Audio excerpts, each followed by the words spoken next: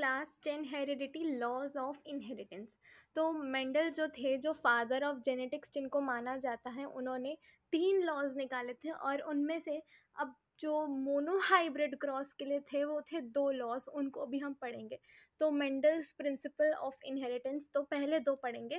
पहला था law of dominance. ये क्या कहता है कि 2 जो हैं हमारे पास एक ही फैक्टर के, जो एक ही जीन के, मतलब जो जीन अपने आप को रिप्रेजेंट कर पाएगा, जो अपने आप को एक्सप्रेस कर पाएगा, वही जो है वही हाइब्रिड में होगा, वही F1 जनरेशन में होगा। ठीक है, तो law of dominance states that the only one factor that is able to express itself in the F1 generation, सिर्फ और सिर्फ एक ही फैक्टर होगा, सिर्फ और सिर्फ एक ही जीन होगा या फिर अलील होगा जो अपने आप को रिप्रेजेंट कर पाएगा, किसके अंदर, F1 जनरेशन के अंदर। ठीक है, उसके बाद है in a hybrid where both the contrasting alleles are present, only one allele called the dominant allele is able to express itself while the other factor called recessive remains suppressed in the F1 generation।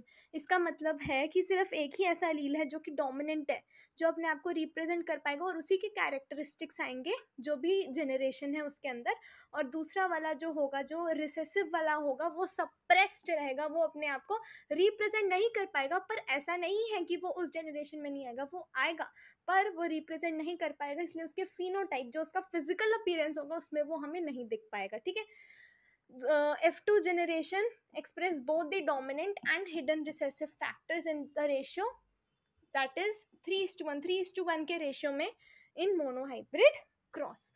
ठीक है, उसके बाद हमने next करा था, next है हमारे पास law of segregation. तो लॉ ऑफ सेग्रीगेशन क्या है? लॉ ऑफ सेग्रीगेशन का ये मतलब है कि गैमीट्स जो है सेग्रीगेट हो जाते हैं। Law of segregation states that when a pair of contrasting characters are brought together in a hybrid, these factors do not mix up but simply associate themselves and remain together and separate again at the time of formation. तो जब आपने देखा था capital T small T, उसमें से capital T और small T वाले gametes segregate हो गए थे, पर एक साथ वो दोबारा आ गए थे जब हमने क्या बनाना था, जब हमने जनरेशन बनानी थी।